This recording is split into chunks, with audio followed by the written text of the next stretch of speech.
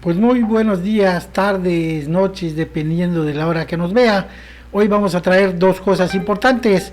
Una es una entrevista a Pedro Quijano, luchador entre los sindicatos, luchador social en esa parte de los trabajadores.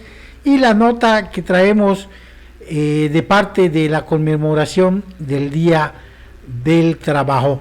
Por favor, Gerardo, que soy yo, y Guadalupe, que también soy yo, me voy a auxiliar con ellos por mi problema de lectura. A ver, adelante, Gerardo.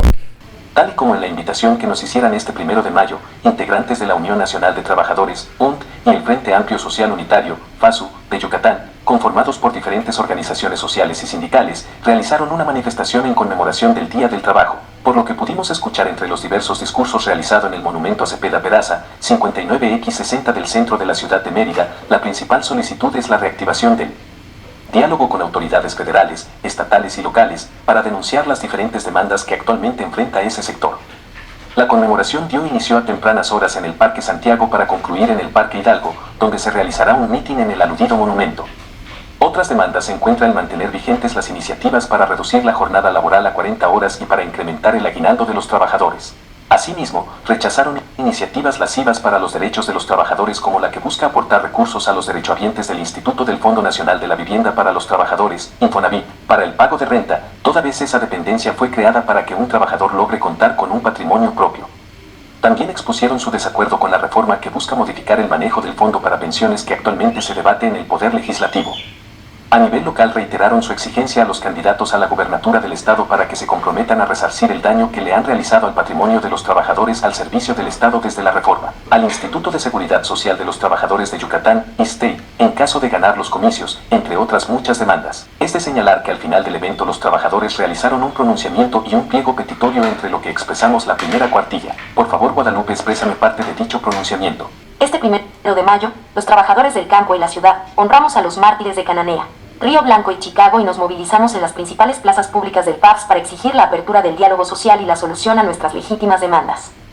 Las organizaciones sindicales mexicanas reiteramos nuestras prácticas democráticas y nos pronunciamos por una profunda y radical modificación del régimen económico, político y social de nuestro país.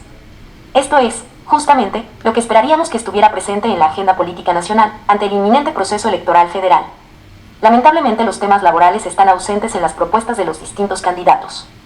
En una campaña en la que predominan las descalificaciones mutuas y la guerra sucia, aún en el ámbito legislativo, es de llamar la atención que reivindicaciones históricas de los trabajadores mexicanos como la semana de 40 horas o la propuesta para incrementar el aguinaldo, fueron pospuestas por presiones de la patronal, mientras que aquellos temas que debieran concernir a los trabajadores, la creación del llamado Fondo de Pensiones para el Bienestar o el Infonavit, se aprobaron sin tomar en cuenta nuestra opinión o intereses. Por otra parte, durante el presente sexenio, numerosas organizaciones sindicales enfrentaron grandes dificultades para resolver sus revisiones salariales o contractuales, lo que se tradujo en la acumulación de conflictos como los que involucraron a los trabajadores del Monte de Piedad, del SUNAFIN, del STRM, del SINUDEP Bancomext, del Sindicato de Bomberos, Resistencia y Libertad, de la UNTIP, del SUTIN o del SINC, en tanto que, en otros casos, como el del SUDNOTIMEX, simplemente desapareció.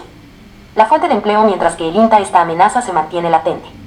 Finalmente, subsisten los problemas para hacer efectivo el derecho a la libre sindicalización, como ocurre con los compañeros del Sindicato Nacional de Policías o en Atento Pachuca. Otra muestra de la difícil situación social en la que predomina la violencia y la inseguridad es lo que ocurre con la CNPAMN, que enfrenta la embestida de los caciques tras la liberación de los asesinos de Noé Jiménez Pap y José Santiago Gómez Álvarez. Todo lo cual da cuenta de la ausencia de canales de diálogo social para encauzar y solucionar dichos problemas. Sin duda, la participación de los trabajadores en las próximas elecciones es importante, ya que, con nuestro voto, se definirá quién y cómo gobernará nuestro país, pero, para que dicha participación tenga un sentido que le permita trascender a la presente Carspac 1 política, es fundamental que se dé en torno de un nuevo proyecto NAC1, que tome en cuenta las principales propuestas de los trabajadores, que aporte vías de solución a los graves problemas del anacrón y que permita capitalizar.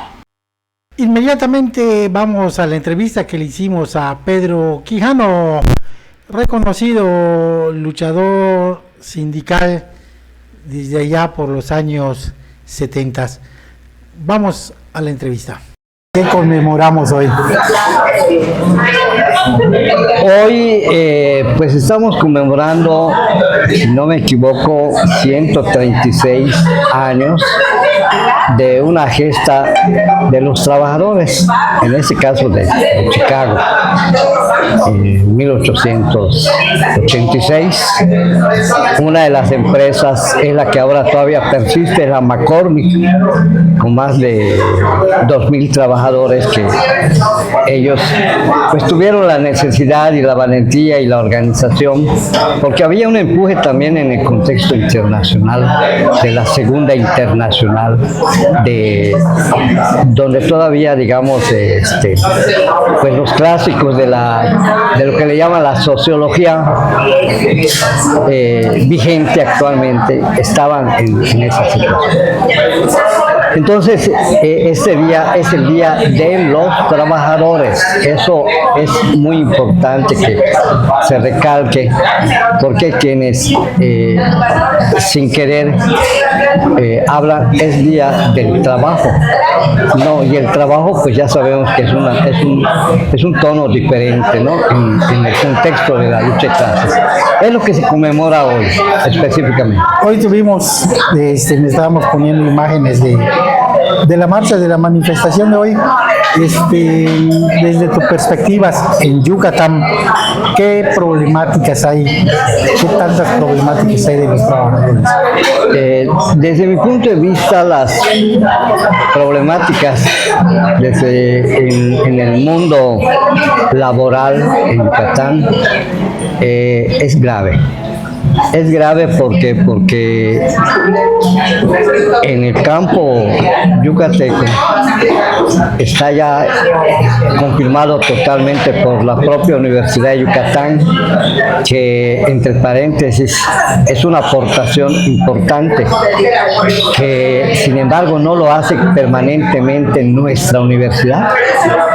En este caso, la Facultad de Medicina ha hecho investigaciones y han dado a conocer la existencia de alrededor de 800,000 personas que están en una situación de pobreza, miseria, etc.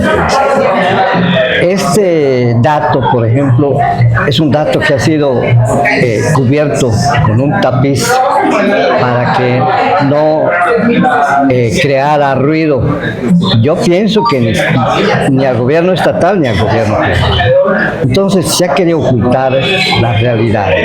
Este hecho es peligroso porque y lo agrava, porque precisamente esos 800,000 yucatecos provienen fundamentalmente del campo, y hay una inmigración o emigración hacia los centros urbanos que crean una situación, desde luego, de competencia laboral. Un trabajador que te hace 1 metro cuadrado de bloques, por ejemplo, una cantidad, vamos a suponer, 300 pesos, ¿no?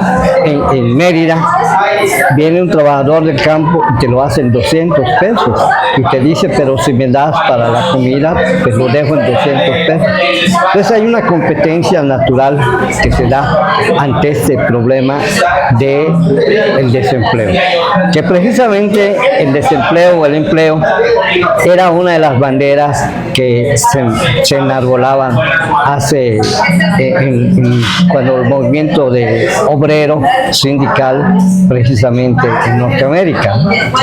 Entonces yo digo que ahí tenemos un problema muy evidente, que obviamente las autoridades no lo tocan, y ningún otro sector de trabajadores lo Pues bueno, amigos, puedes seguir viendo esta entrevista completa en el siguiente video del día de mañana. Por su atención, muchas gracias.